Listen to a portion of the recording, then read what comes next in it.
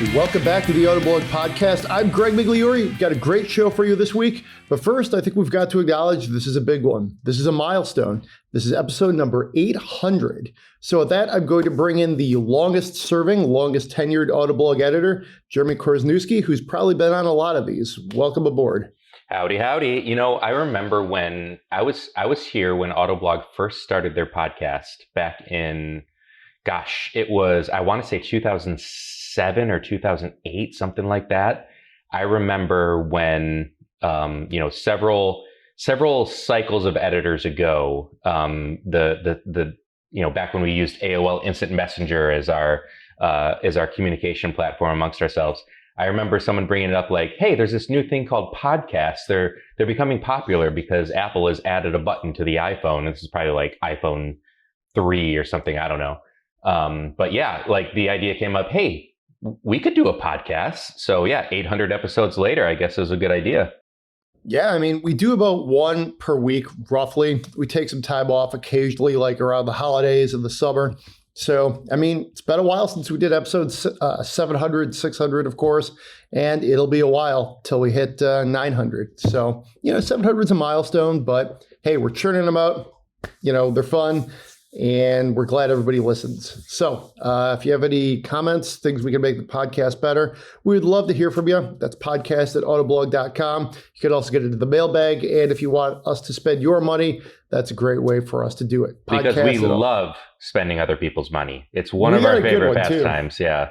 We have a good one today, too. Sorry, I cut you off and you were about to plug the email. We should make sure that gets out there. It's podcast@autoblog.com. Podcast@autoblog.com. Singular. I think we're good. We only have one podcast. Singular podcast@autoblog.com. And we only have one, autoblog.com. I've opened a bottle of Pellegrino for the occasion. That might sound kind of bougie, but it's actually, I got this huge case of them at Costco next to like the dog food. So, I love Pellegrino. You can save some money there doing that way. It's a good way to kind of cleanse the palate. While we're talking about what we've got in front of us, I actually do have a bottle of Grand Traverse Distillery American Single Malt Whiskey. Well, it's sitting here. I'm not actually drinking it right now because, these are work hours, but it's sitting here from, my wife and I did a little bit of a tasting the other day. And my work desk happens to be in an area where we also gather together at night and watch TV shows. We're currently watching the last season of Alone right now. Currently drinking coffee, but I guess if the podcast goes really poorly, I've got the bottle of single malt whiskey here to commiserate with. That sounds pretty good. That sounds. I imagine that's fairly smooth. It's not bad. Yeah, there's two. But I mean, we're podcasting. We can go off a little bit here. There's two distilleries up in the Traverse City area. One is Grand Traverse Distillery, and the other one I think is just Traverse City Distilling Company or something like that. Both of them have some pretty good whiskeys that are worth your time if you ever. Oh, you know what? There is a third one up there. I cannot remember the name of it, but I do know that the first location that they opened was actually over in Central Lake, not in Traverse, but there is one in actual Traverse now. So there's three. Anyway, I digress. I guess we should talk about cars, right? Next time in TC, I'll have to swing by one. Let's talk some cars.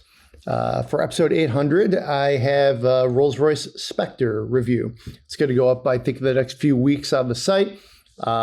Just kind of coincidence, it was time to talk about it. I could have just as easily been in like a Toyota Camry, but hey, that's kind of fitting, right? Let's see. And you've been driving the Polestar 2, the refreshed version. That's a big deal car. I'm pretty interested to drive that one. I've liked it when I've driven it previously. I imagine that's going to be a good one too. Yeah, a little preview. It doesn't look that different from the outside. There's a couple little changes, but under the skin, it's vastly different. So good things to talk about. Okay, sounds good. All right, then we will, of course, we'll spend your money. But before we do that, we've got some news. We'll talk a little bit about the UAW strike. Joe Biden, the president, showed up at the picket line. There's also a deal in Canada. That's Unifor. That's what the union is called north of the border. We're going to talk about some other things, some major discounts on the Jeep Gladiator, and it may be the end of the G-Class as we know it, ? We'll see. Maybe some other things we'll try to get to, but we will spend your money. So with that, let's talk about this Rolls-Royce Spectre.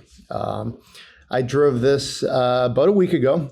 We were based out of this sort of historic estate in north of Detroit. It's called Meadowbrook. It's where the widow of auto baron John Dodge lived. Matilda Dodge Wilson, I believe is her name. So it looks like a Hogwarts kind of thing. Great place to go, drink some coffee, hear about the Spectre, then go drive one. It's one of the, I think, more, memorable cars I've driven. And I'm not just saying it because it's a Rolls-Royce. It was, certainly expensive, but the interior was gorgeous. And you would sort of expect that with a Rolls-Royce, but I really like the outside too. It was really a swanky looking Grand Tourer, just the long hood, the grille, the wheels. I drove one that was like a tuxedo kind of combination, so it was black and white. Really enjoyed it. It was, of course, this is all electric. I think I buried the lead here. So that definitely, this is the start, if you will, of I think Rolls-Royce's transition to being electric. It'll get you to 60 in 4.2 seconds.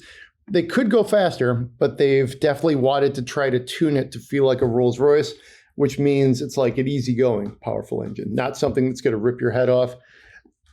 So I think if you're like a Rolls-Royce owner, if you're in the luxury market, to me, this is one of the most compelling Rolls-Royces I've tested, and I've tested a few of them.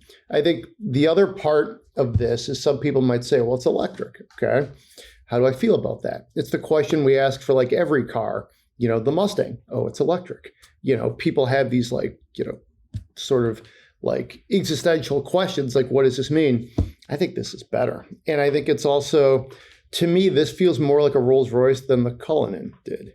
When I drove the Cullinan, it's like, this is cool. It's awesome. You've got the Starry Night sky. It's enormous.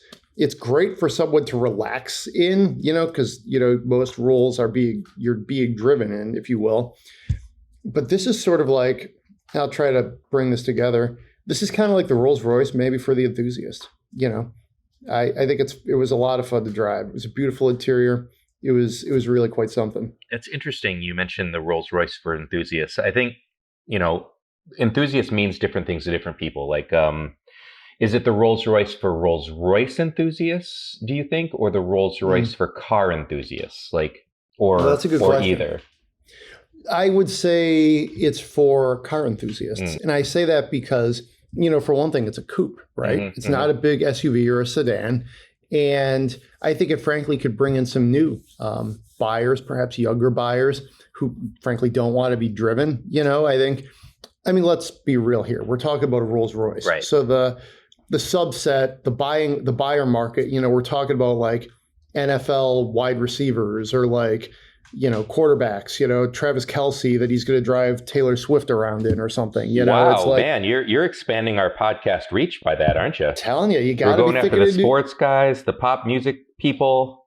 If Rolls-Royce could do an electric car, we could talk about Taylor Swift and Travis Kelce. You know what? You mentioned NFL stars driving the Rolls-Royces. I checked Twitter this morning. I check it every day just to see what's going on in car news world. And there was honestly, I'm killing this story. I don't remember if it was an NFL guy or I want to say maybe it was an NBA player.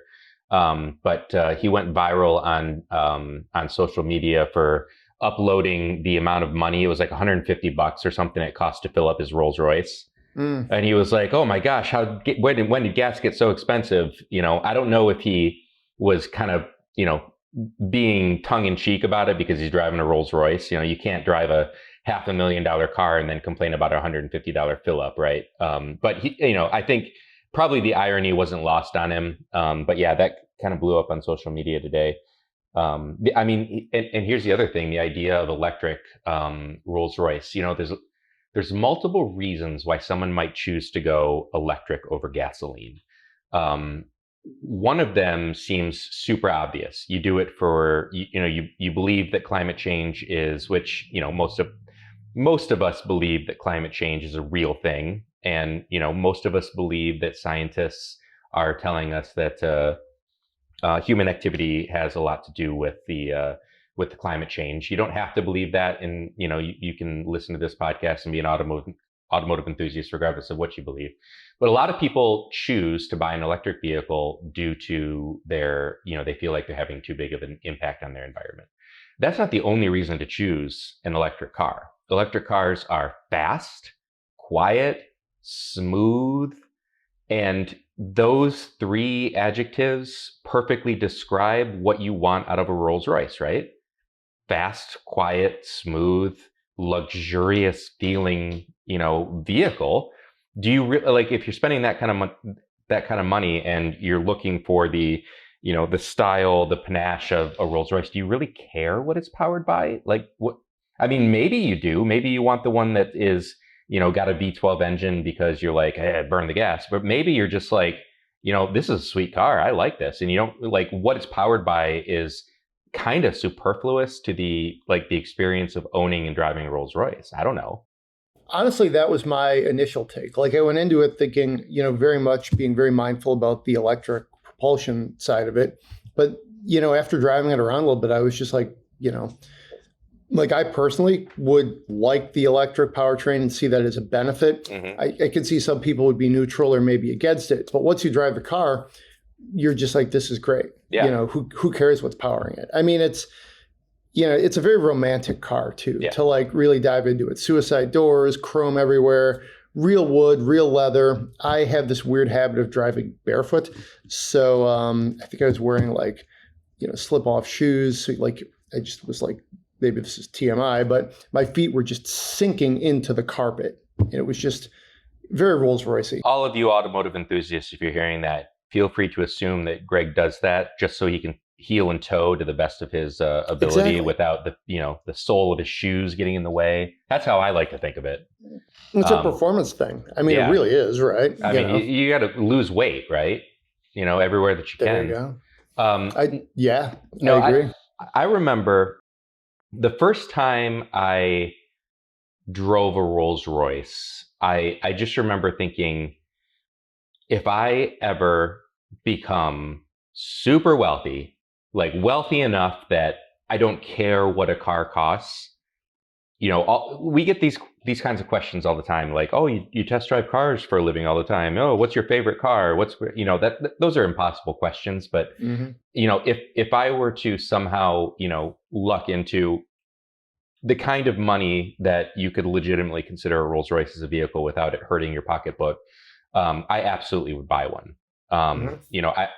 There's a few Bentleys that I've driven that I'm like, okay, yeah, this is equally as posh as a Rolls-Royce, but there's something about that grille that you walk out to your car and you look at it and you see that grille, you see the spirit of ecstasy pops up out of the grille area in front of the hood, and you get inside it and you see the RR. Like, it's just a special vehicle.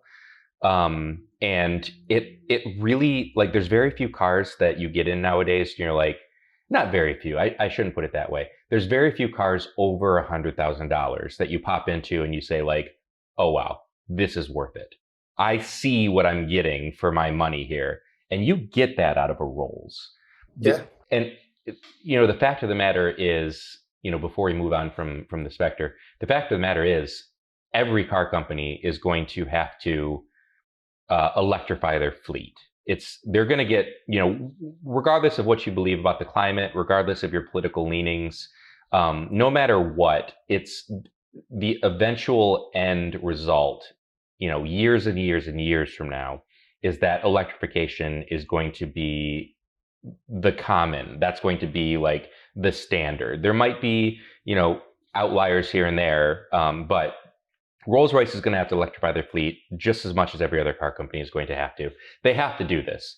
The fact that it's still a Rolls-Royce, it still has that, as you said, Greg, a romantic feeling, that it still feels special, shows that maybe it doesn't matter as much as a lot of us tend to think.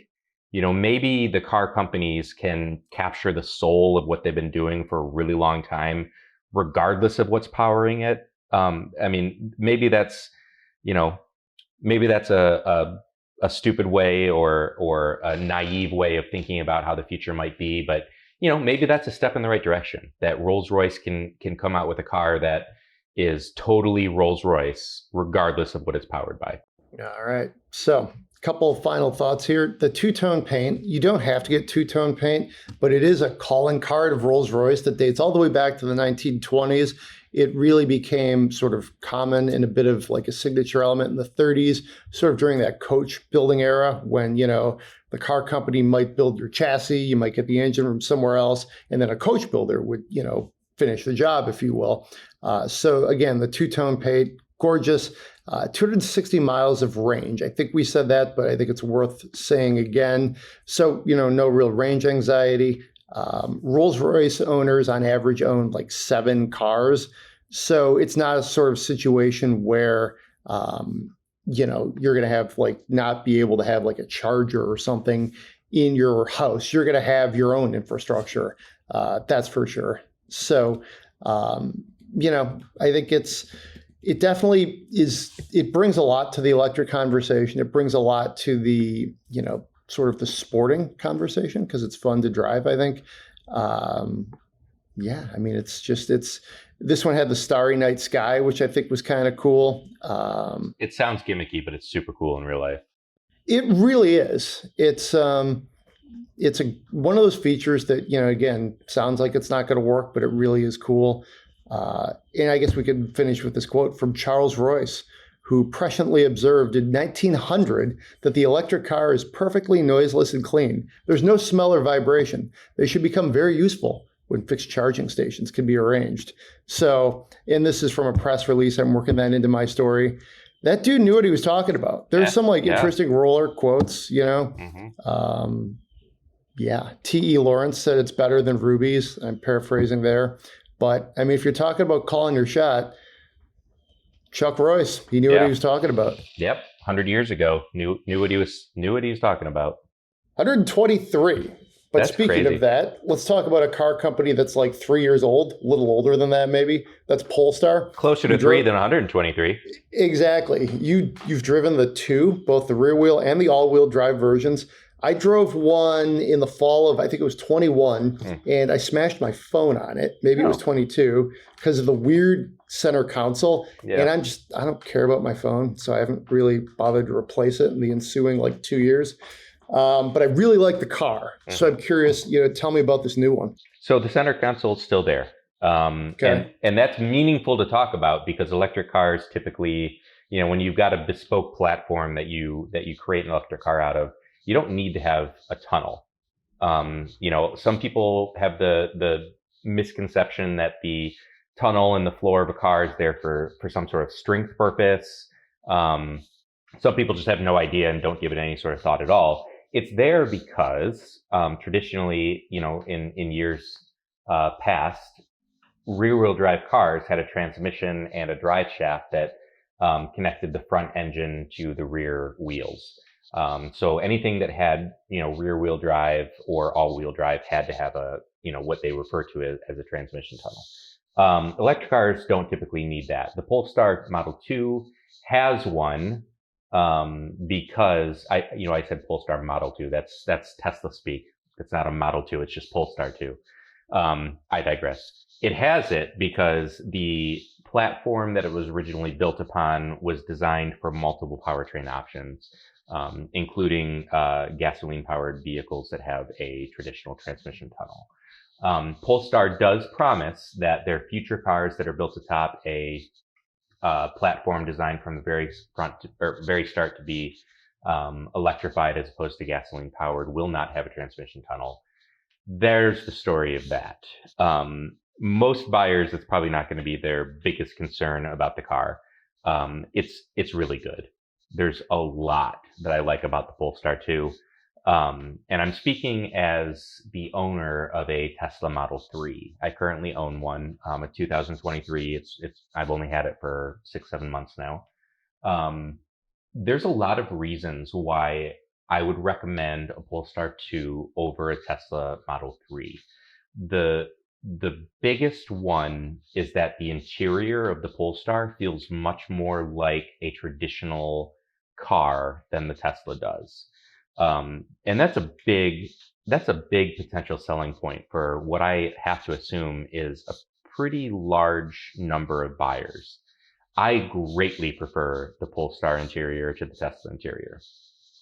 Where the Polestar falls a little bit short when compared directly to the market, segment leader, is, besides the transmission tunnel that it technically doesn't need, it is more expensive, not as quick, and doesn't go as far on a charge. Those are pretty meaningful stats to be behind on. The Tesla in all guises is a couple tenths quicker than the Polestar when you go model to model. And it costs a significant amount less, even without considering the tax credit. And model for model, the Tesla goes further on a charge. It's just more efficient overall. Assuming that you are cross-shopping, you're going to have to make a tough pick, which one you're going to spend your hard-earned dollars for. Disregarding its competition and looking at it in a vacuum, it's stupendous. I love driving the Polestar. Oddly enough, the cheapest version, which is rear-wheel drive for 2024, actually would be my pick over the all-wheel drive performance model. For multiple reasons. One, the rear-wheel drive version, the chassis dynamics are just slightly better. You can think of this, and this is common in the automotive world. The fewer things you have attached to your front wheels, the better the steering feels. And in the all-wheel drive vehicle, it's got a motor up front, it's got half shafts, it's got constant velocity joints. There's a lot of extra material up at the front of the car that you just disregard if you've got the rear-wheel drive version. So the steering feels predictably better. Also, when you're talking about the performance of the vehicle, the 0 to 60 time on the all-wheel drive version is significantly quicker. All-wheel drive traction helps, an additional electric motor helps, and extra power. In transition terms, like from corner to corner, there's not that much in it. There's a small difference, but that directly from 0 to 10 mile an hour benefit that the all-wheel drive version has, it doesn't have in the real world on a twisty road. So the final reason why I would choose the base model rear-wheel drive over the more expensive all-wheel drive version is range. There's two components to this part of the decision-making process. One, the rear-wheel drive version is lighter and has better efficiency because it's only a single motor, and therefore is going to go longer on a charge. Number two, it has a more advanced, higher capacity battery. Same number of cells, it occupies the same amount of space, but they're newer cells from CATL instead of the older Polestar 2s that used LG cells. So every cell is has slightly more capacity. You add it all up and it makes a meaningful difference on the total capacity of the battery pack. So contrary to what you may think, I believe that if you're not drag racing, the standard Polestar the standard Polestar 2 is the one to buy. You save yourself a little bit of money, you have a more entertaining car to drive, and it goes longer per charge. So that's kind of the Polestar 2 for 2024 in a nutshell. You should know that the 2023 model is very different, even though it doesn't look it on the outside. Underneath it, they all use the lower capacity LG cells, and the lower base model was front wheel drive, and it only had something right around 200 horsepower. So it felt a little sluggish. Like power wise, it was more like a Chevy Bolt than a Tesla Model 3 before.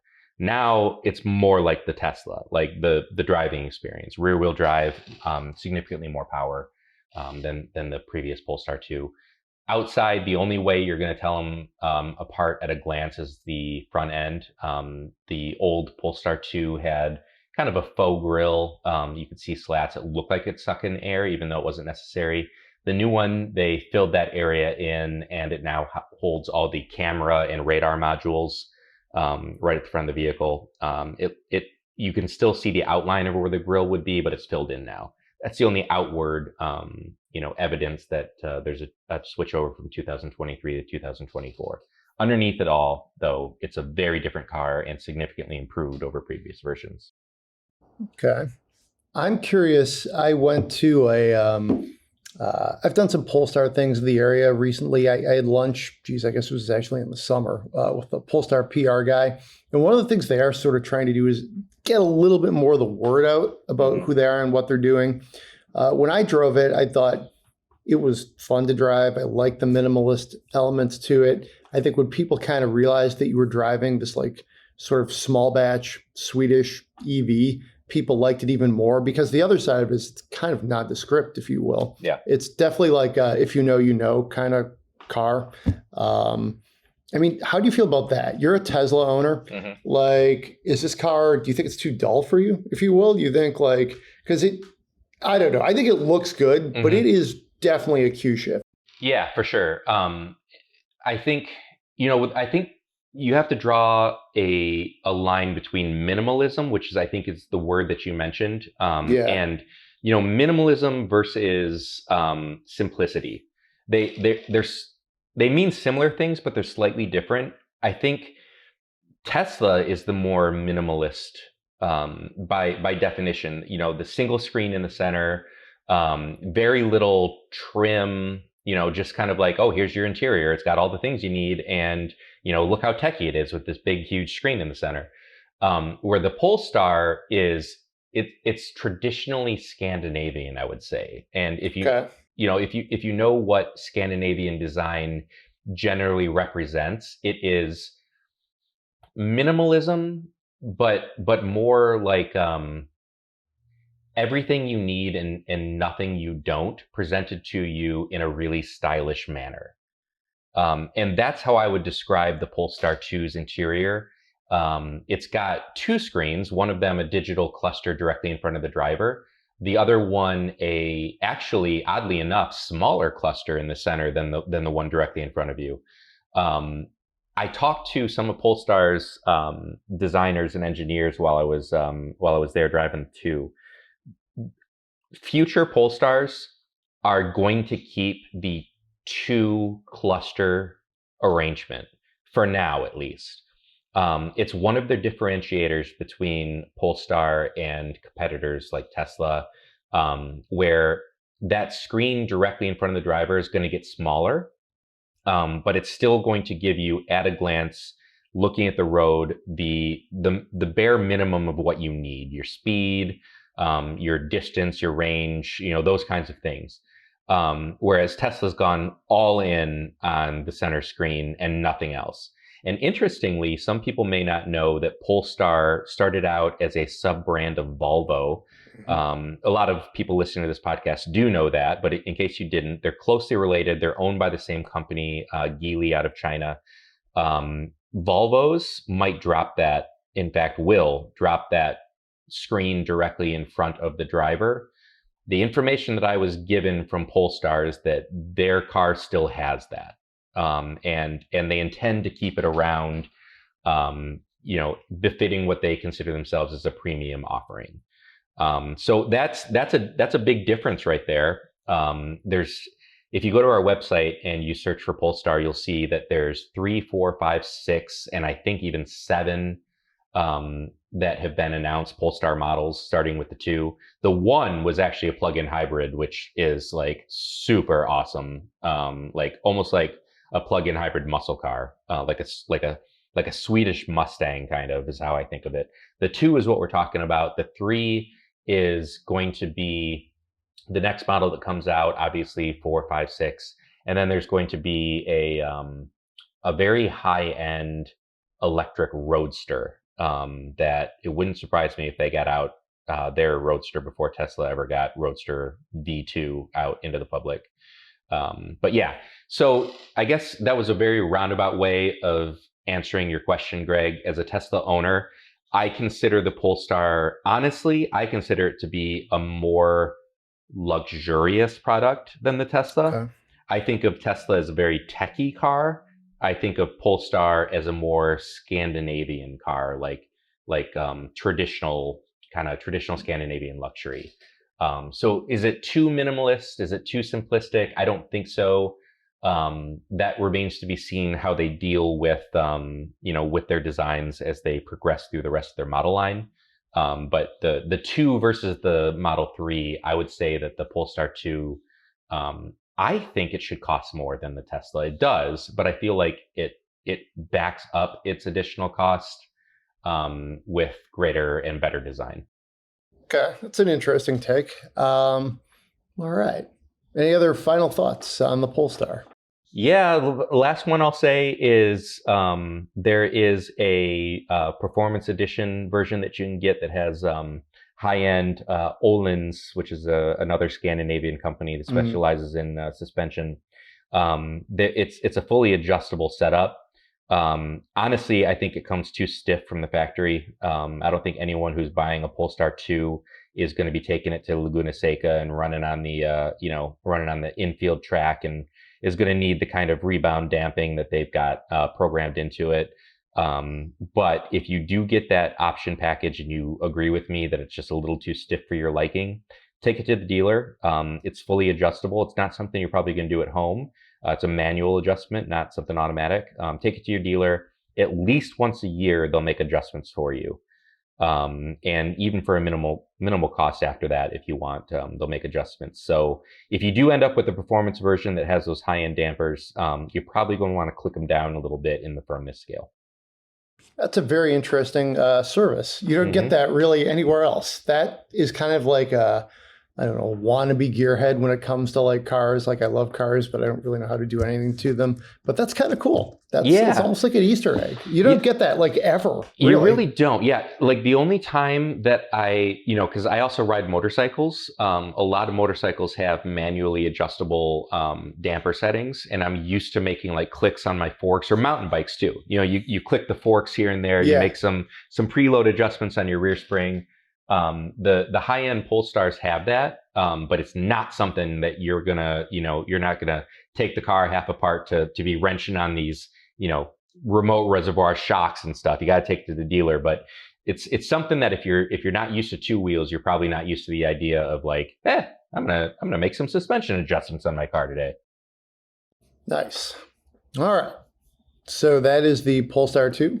Let's move along to the news section. Busy week, lots of stuff. We'll try to run through it.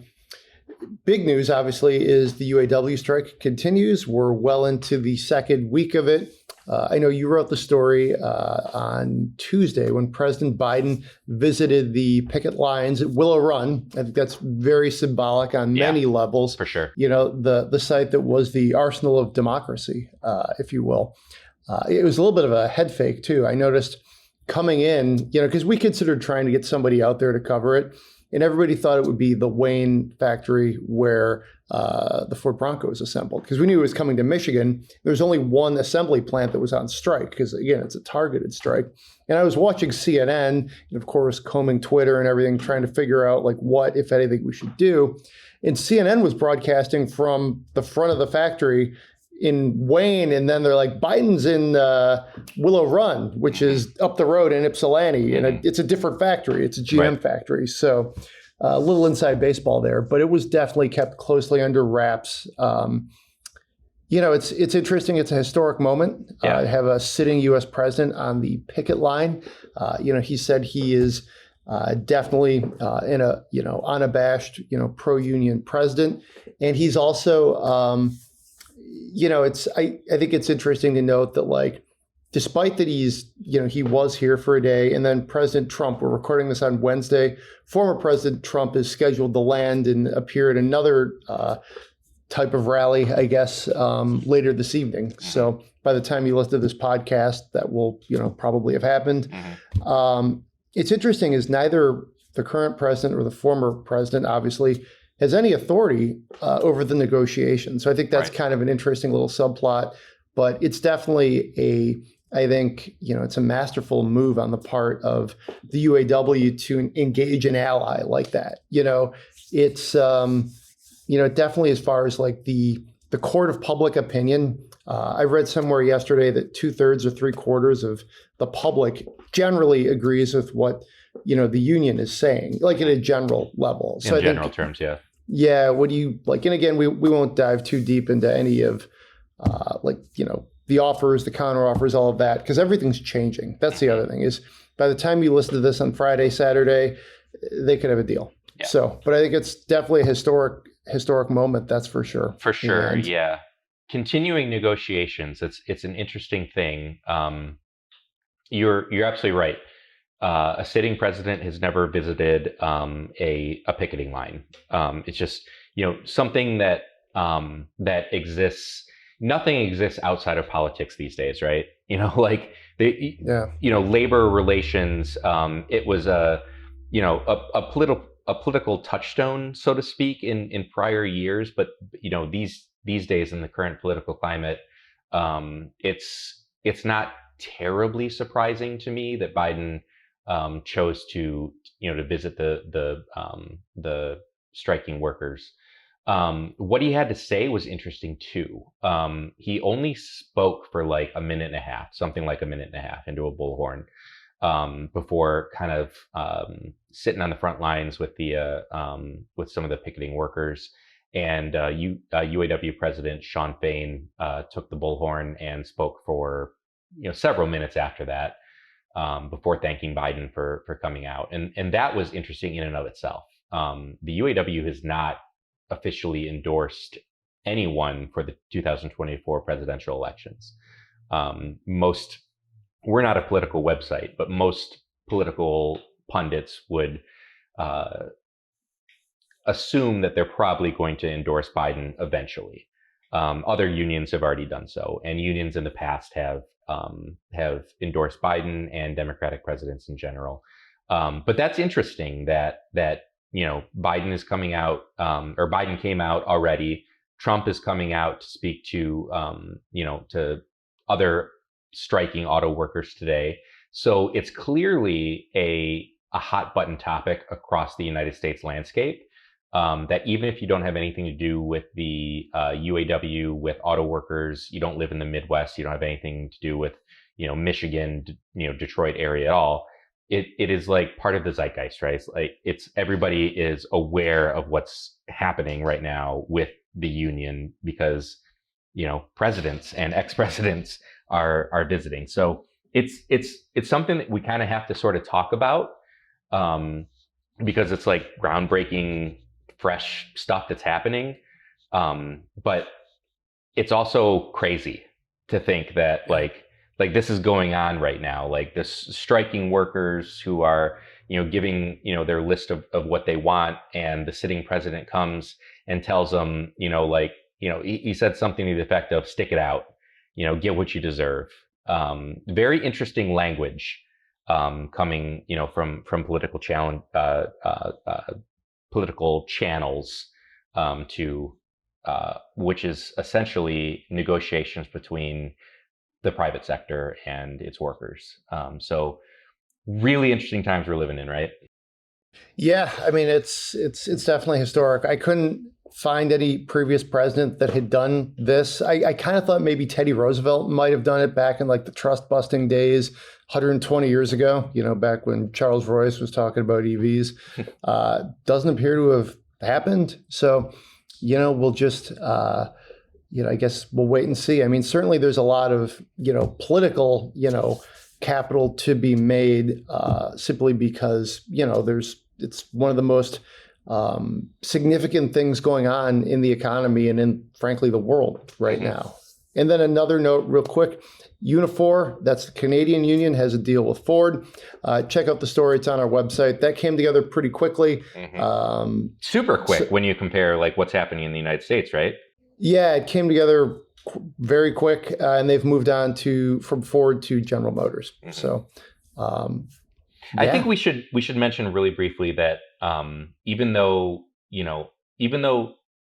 the unions are completely separate, they cross an entire country, boundary, a country line from the United States to Canada, they're dealing with the same corporate entities. Unifor made a deal with Ford, the same Ford that the UAW is currently bargaining with, and from what I've heard and what we've reported ourselves, Ford has made what the UAW is calling a substantive offer. So the UAW has kind of backed off Ford a little bit on their additional striking plants, whereas they have not done that with General Motors and Stellantis. So a couple interesting points. If this comes up around the water cooler, or if you're talking to your families, Ford seems to be leading the negotiations in both the United States and Canada. There's a deal in Canada already struck with Ford. There's no deal in the United States, but Ford seems to be leading the charge, so to speak, in getting a United States deal passed. You also should know that the deals with the Canadian auto workers are completely separate from the deals with the American workers in the UAW.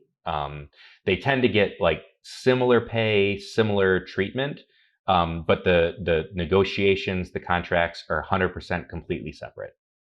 Yeah, one of the big differences too is the healthcare situation. Right. In Canada, obviously the government covers the healthcare, and the United States it tends to be more privately based. So that especially in these specifically with the auto workers contracts, that's been a big difference between, I think, the two relationships over the years. Absolutely, and that's a solid point to make. All right, so come back to Autoblog. We're going to cover this until it's over with. Again, everything seems to be changing by the day. So, but hey, you work the weekends, Jeremy, so maybe something will happen over the weekend, right? Totally. Yeah, I'm expecting it at this point. Indeed. Let's talk about the Mercedes G-Class. We'll move on to the rest of the news section, a little more product in here. The headline on our story, and I think this is kind of a good way to lead in, is that this could be the end of it as we know it. Mm-hmm. And then, we're looking at the updated G-Class, which will be electrified, and that's coming up next year. We've got some sort of spy photos of them, the prototype, which looks like a G-Class, so nothing too scary there. But we could be looking at, a very different powertrain setup for the Geländewagen, which has been one of the most old school vehicles on the market for a really long time. Yeah. It's been a while since I've driven a G-Class, and it's always so much fun. Mm-hmm. I think for a while it sort of had the monster off-road category to itself. Yeah. Not so much capability, but as far as price and power. And then Bronco showed up and Jeep's like, well, wait a minute. Mm-hmm. We gotta keep up with Ford. So that means we got to refresh this thing more than once a decade. Mm-hmm. Wrangler, I'm talking about. Mm-hmm. And also, how can we do that different? Boom. Suddenly let's have a Wrangler 392. Yeah. Suddenly you've got Wranglers that are like, approaching, at least in the neighborhood of six figures. So, all that's to say the Mercedes' G-Class has some company in many ways now. Yeah. So. No, totally. You hit the nail right in the head there. Like, I think when you're looking at ultra expensive off-road vehicles that crest $100,000, traditionally, you've been thinking of the Mercedes G-Class. That's the one. Mm-hmm. It wasn't that long ago when, it was hard to push a Wrangler over $50,000. You throw every option that Jeep offers at the thing, and you're like, oh, do you really want to spend $50,000 on a Wrangler? Nowadays, any run-of-the-mill Wrangler is probably going to be $50,000. Yeah. You get one with a lot of the off-road features, a leather interior, power seats, and et cetera, and you're looking at a $70,000 Wrangler. And just this year, for 2024, Jeep came out with the X trim, which is Rubicon X, and on the truck version, the Gladiator, there's also Mojave X. But in the Wrangler terms, it's Rubicon X, which is basically all the luxury stuff that you get from like a Sahara, and all of the off-road stuff that you get from the Rubicon. And suddenly we're looking at, Wranglers that still have 4-cylinder engines, and they're, in the 80s. And if you want a 392, you're looking at 90s. And let's not throw the, throw Jeep out without mentioning Ford. Ford is the same way with the Bronco. You option up a Bronco with all the luxury stuff here in the 70s, and the Bronco Raptor is a $95,000 vehicle. So suddenly, $100,000 off-roaders don't seem that crazy, and enter the G-Class, which is, sat alone in that category for the last, 2 decades, since they started importing them here in the mid-2000s. Interesting to me that the original first generation of the G-Class lasted from, I don't even know when it was, what was it first, like in the, I don't know, early 1980s? I don't know for sure when it was originally, maybe even 70s. I'd have to look it up when it was originally designed. I covered the U.S. market enough that I know that 79. There you go. So I know in the U.S. it didn't come until the late 2000s officially. There were imports before that, but officially it came in the late 2000s, and it lasted until 2019 in its same original shape. And then from 2019 to 2023 or 2024, they had this updated version, which is on its, completely different, chassis design. Finally got rid of the old recirculating ball steering and went to, a modern rack and pinion, increased the efficiency ever so slightly. And here it is, 2024, 2025 model year. And we're saying, hey, the next G-Class is right around the corner. And I think what that tells you is the $100,000 off-road category has gone from a very small part of the segment to suddenly, we got to keep up. We got to keep this going. We're leaving a lot of money on the table if we're not keeping this product updated. So that's interesting in and of itself. Also the fact that the next G-Class, it's going to ride on a similar platform to what they have today, but it's going to be offered with multiple powertrain options. And for the first time, there'll be an electrified version, which will have some sort of Q in its name. EQG, I would imagine, is what it'll officially be called. There'll probably be multiple versions of the EQ, just like there are, or the GQ, just like there are with the regular G. But yeah, it's super interesting that this change is happening so rapidly when it sat so stagnant for so long. Yeah, I agree with you. I think it's definitely a segment that competition has made the whole, rising tide has lifted all boats. Mm-hmm. I think you're seeing, the products are getting, more compelling, more interesting across the field, and Mercedes is not immune to that. That's for sure. Yeah. Yeah. And what are they going to cost too? That's an interesting, that's a good one. What is an electric G-Class going to start at? 200, 250? It's going to be a lot. These things are going to be very, very expensive. But then you look at, GMC came out with the GMC Hummer, an electrified off-roader that, is kind of like, and I think it's completely different because GMC is using that like as a traditional halo, where if they sell, 25 of them a year or 50 of them a year, they're like, hey, whatever. They really need to save those batteries for higher profit margin, bigger number of vehicles. But yeah, I mean, there's a market for it clearly. And you go outside of the OEMs, you look at Hennessy, you look at AEV, you look at all these other, these companies that are taking traditional hardcore off-road vehicles and, luxing them up. And they're selling for, 200, 250, even more than that. It started with the Jeep Grand Wagoneer, now it's Broncos and Land Cruisers and Land Rovers and all of that. There's a big appetite in the United States for high-end, luxurious, off-road, quote unquote, vehicles that'll never go off-road. But yeah, so not surprising to see the G-Class go down that route. A little bit surprising to me that it happened as quickly as it did. And I think it really speaks to the shifting marketplace for high-end vehicles here in the States. So that's a good transition to Gladiator discounts. Oh, yeah.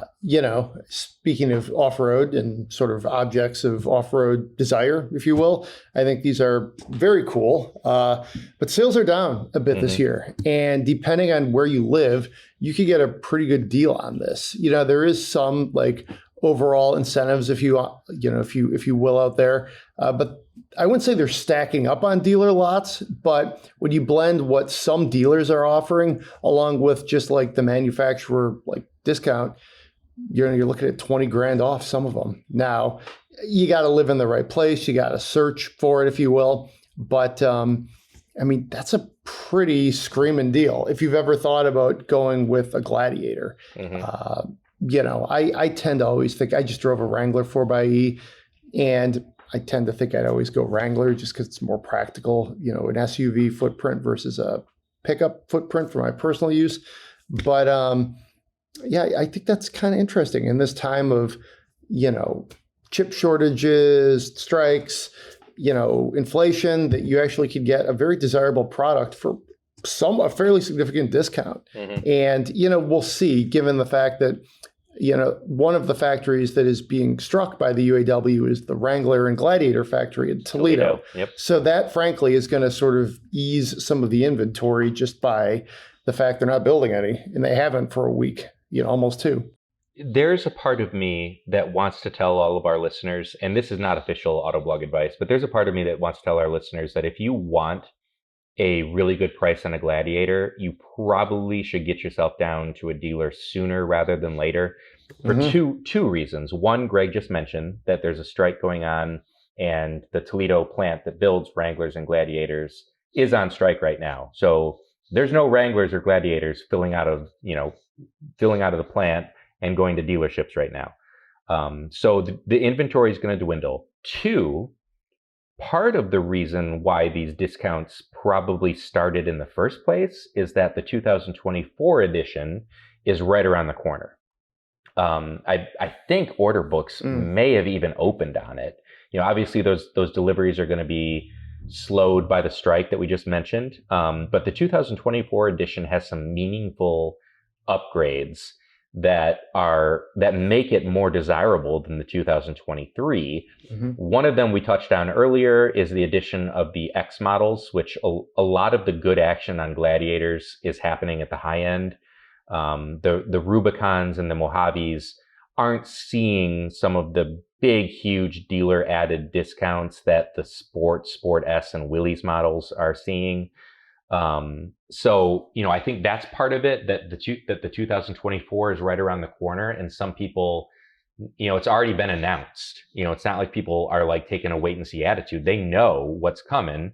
There's a good number of people that are just, going to bide their time and wait for the 2024, maybe even let one model year pass and get the 2025. It has a much classier interior, some additional options. And Jeep has already said that, some of those killer unique selling points that the Gladiator has not had that the Wrangler has are coming to the Gladiator. The biggest one being the 4xe drivetrain. Greg, you reported that after you had a discussion with some of the Jeep people. So there's a good chance that people are holding out, waiting for the next gen model.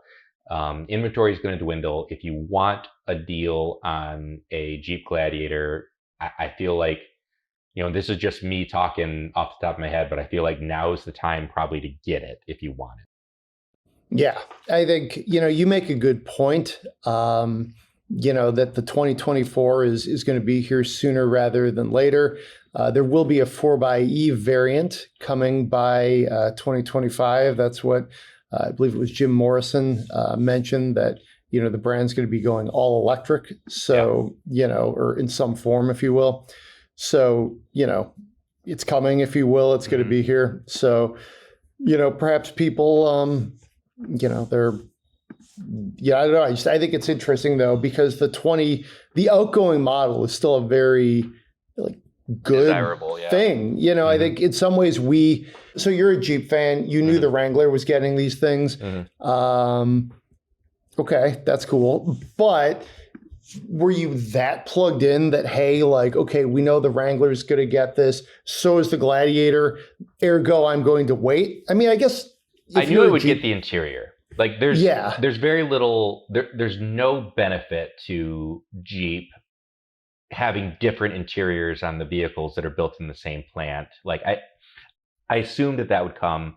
I didn't necessarily count on the 4xe coming, simply because the sales numbers are significantly lower, and there's going to be a cap on the number of batteries that Stellantis/Jeep is able to procure and build into vehicles. And right now, the Wrangler 4xe is the best-selling plug-in vehicle in the United States. Plug-in hybrid.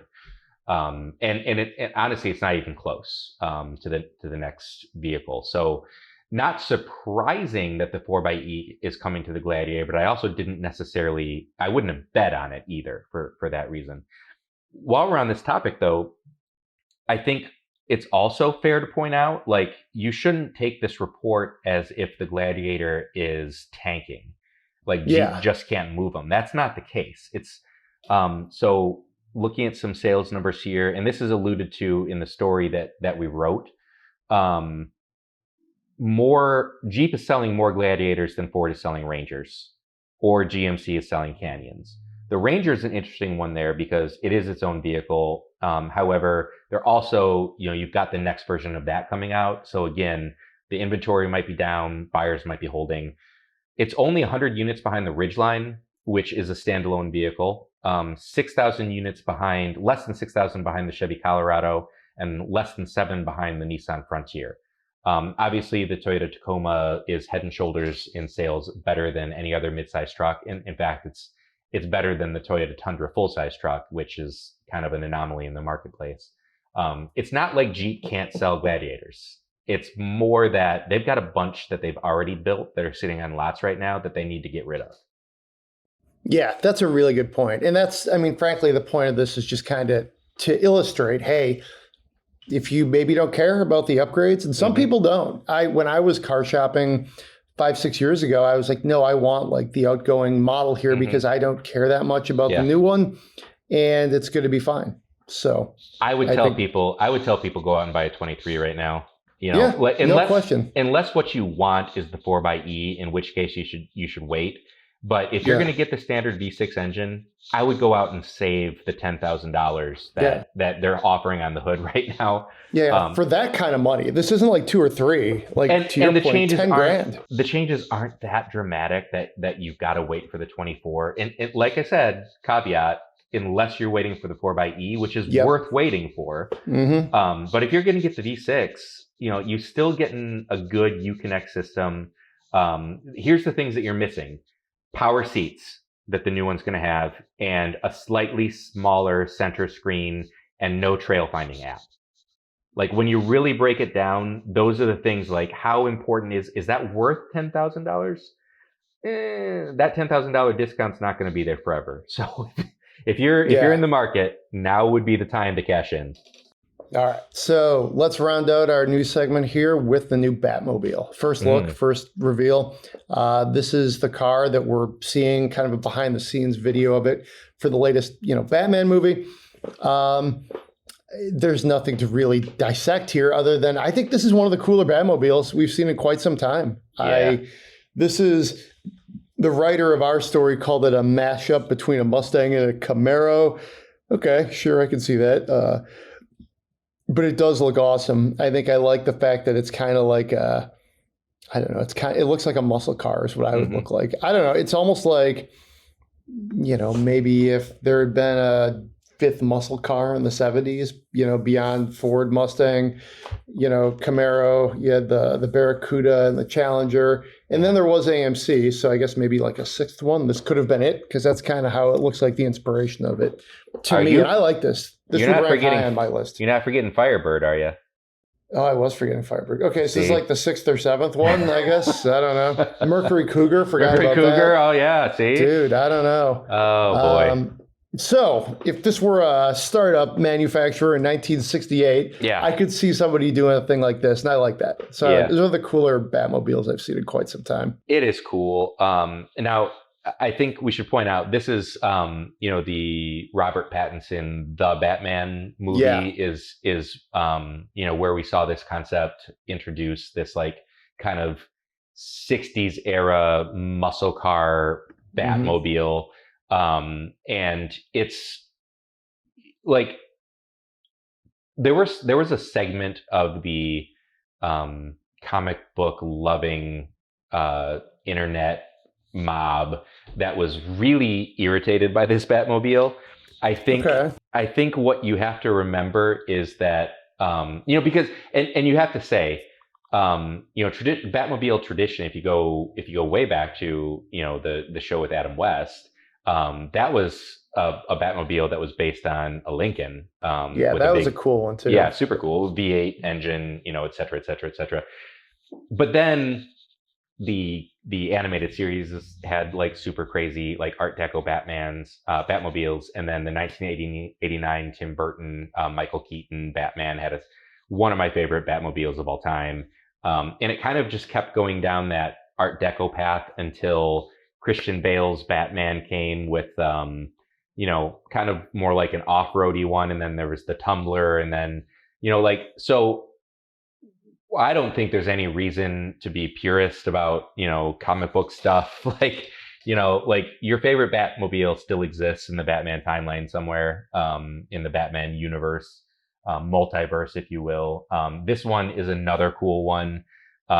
It looks a little dirt tracky to me. Not so much glass in it that's going to break.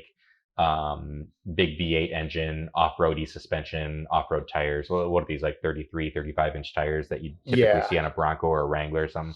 I think it's cool. And I hope that I don't know, I don't follow Batman close enough to know if they've already greenlit a sequel to the Batman, but if they do, and I hope they do, then I hope that it's got another Batmobile that goes down a similar path. Yeah, sounds good. It's a cool car. Pretty cool. Let's spend some money. All right. Let's see. So it is Mike writes, spend my money. I'm looking for a fast four-door sedan for use as a daily. Love it. Currently looking at used options. The budget, $45,000. He's ready to escape SUV land. Coming out of a 2017 Macan S. It's a nice vehicle. Want to step up in performance, and I'm ready for something different. Sedan must be well built with no squeaks and rattles. I'm okay with an older one. I only plan to keep the car 2 to 3 years, and then my need for four doors goes away, and I'll get a sports car. I'm 6'2", and I like my space. The Macan is almost too small. 30-minute highway commute, and also take multi-state road trips a few times a year. City and surrounding area is a grid of straight roads with only a few corners. Miles per gallon are more important than miles per gallon. I like this guy. Yeah, I don't think I've ever heard it quite said that way. I probably should have, but that's a pretty good little tagline. Mm-hmm. So here's the choices, Jeremy. Play maintenance roulette with a crazy fun old E63 or M5. Get a slightly used E53 or S6 or some other Macan beating hidden gem. Thanks in advance, says Mike. There's a lot of different ways you could peel back this onion. There sure are. You know what? I'm just going to go because this is my initial impulse. So I think sometimes it's good just to go right down the middle, throw the four-seamer. I would do the crazy fun old E63 or M5. Here's why. It's only a 2 or 3 year car. You're going to have a lot of fun with it. The maintenance probably won't be that bad, knock on wood, so he says. And to me, those cars are more characterful than, what he's suggesting, like an E53 or an S6 or something like a slightly used, but kind of basically new German car. So that's what I would do. What would you do, Jeremy? I like where you're thinking there. If I were to go an older and play maintenance roulette, like he says, if I were going to do that, I'd go all the way to the I don't even remember. Is it E60? Is that what it is with the V10 engine, the M5? Oh, geez, yeah, that's a gutsy play. I don't remember the nomenclature, but yeah, if you're going to go big, there you go. Go big, yeah. If you do that, and the V10 is awesome. I've driven these cars. Same, I agree. 500 horsepower. If you do it for 25 or 30 grand. You can get one with reasonable miles, and you can get one with a manual transmission. I repeat, manual transmission, not the 7-speed SMG that they came initially with. You want a manual. So there's that. I also like to be a little bit deep divey when it comes to these things. So I'm going to throw out some things that may not have been brought up or considered. And I'll go down them in the order of likelihood that you'll actually consider it. Okay. Chevy SS. Thought about that. It's a sedan. It's fast. It's sporty. V8, very, this is an Australian muscle car. And they're really good to drive. And it's way under budget. You'll come in way under budget, $35,000 for a nice one. Your choice of manual or automatic, choose wisely. Next, this is also not an official recommendation, but something that maybe you want to throw in there. 2014 to 2019 Jaguar XJR. Over 500 horsepower from a supercharged 5-liter V8 engine. Stunning British good looks, in my personal opinion. Stunning British leather interior. Very good to drive. Maintenance potentially problematic, but also, again, well under budget.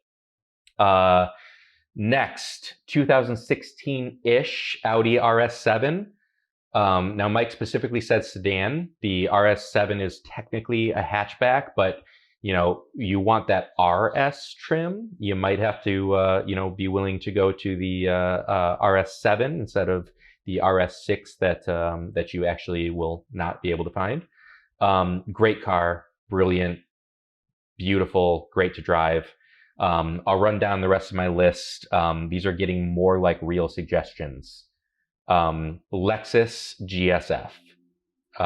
You can find a 2016, maybe 2017 Lexus GSF in your price range with reasonable miles.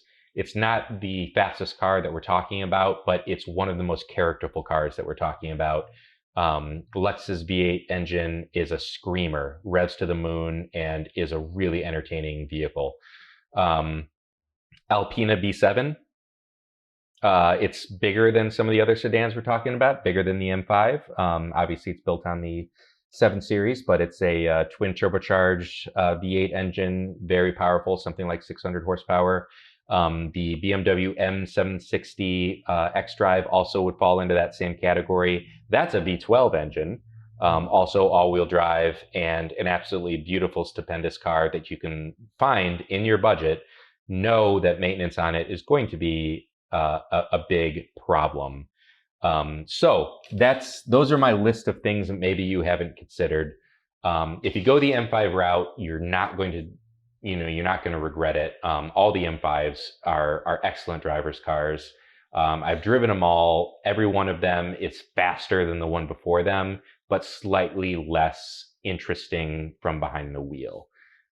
So you got to make some hard choices there. I really like the Alpina. It's different than a regular BMW. You're not going to see them all over the place. It's something like 600 horsepower from a twin turbo V8 engine. And when I did a search, I was finding them in the $35,000 range. That leaves you some good money left over for regular maintenance issues. But if I were buying myself, I honestly think I would choose the Lexus GSF. It's just wow. Okay. It's just such a fun, enthusiast car to drive. It's naturally aspirated, relatively middling displacement V8 engine, revs to the moon. It just feels like an old school sports sedan is supposed to feel like. And that'll be my official recommendation. But if like Greg, you decide to go the M5 path, which I would not begrudge that at all, maybe consider going back several generations, get that V10, store some money aside for, oil line replacement, things that those things tend to need, and have fun revving it to 8,000 RPM. Wow, that is an impressive list. You did your homework. I just spoke from the gut, and you're like, this is a nuanced list with a lot of options, and then you totally flipped the field and went with a different one on there, the Lexus. So that's awesome. Yeah, when people give me a price point and tell me something, and they're like, or something I didn't think about. I'm like, oh, well, let's see what you didn't think about. Okay. I like There it. you go. I like it. Jaguar XFR is one that I left out. Your Jaguar XJ comment made me think of it. XFR is a bit smaller, but that's a fun car. I really enjoyed that back in the day. And the SS is one I thought, but I just didn't say it. So kudos to you, I guess. I don't know, but that'd be a fun one. Again, that one I think might get squeaky and rattly, but hey, again, this is 2 to 3 years. Enjoy it, and then go get your sports car. I think if you get an Alpina, those have, I think, such an interesting, unique quality. You may end up sticking with the car if you like it for 5 years. You know what? You know what's not going to get squeaky and rattly, Greg? What's that? A Lexus. Build. That's true. Build quality. That's a car that is going to feel like a new car longer than most of the rest of these ones will, and not likely to have big maintenance and repair costs either. It's a strong closing argument. That's a good walk-off. All right. Well, hey, that's all the time we have. That is episode 800. If you enjoy the show, and we hope you do, please send us your Spend My Monies at podcast@autoblog.com and give us a 5-star rating on Apple Podcasts, Spotify, hey, wherever you get the show. Be safe out there, and we'll see you next week. Bye, everybody.